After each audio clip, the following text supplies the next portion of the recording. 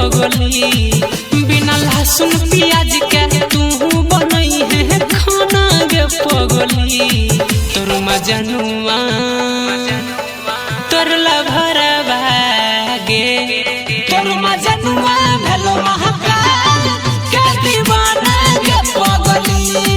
तोर लभरवा भेलो महाकाल के दीवाना गे पगली।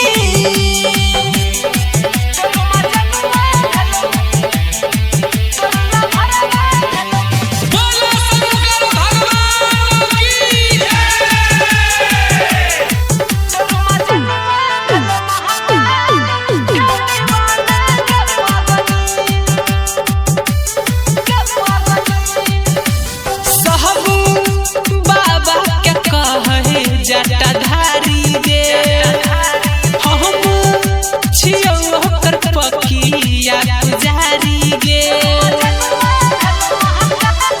तू करिले गे जहान सोमवारी गे। कोनो मंदिर में दीहे जलावा ढारी गे। कुछ मंगावे है बाबा से करतौ नहीं सुने मना गे पगली। कुछो मंगावे है बाबा से करतौ नहीं सुने मना गे पगली। तोर मजनुआ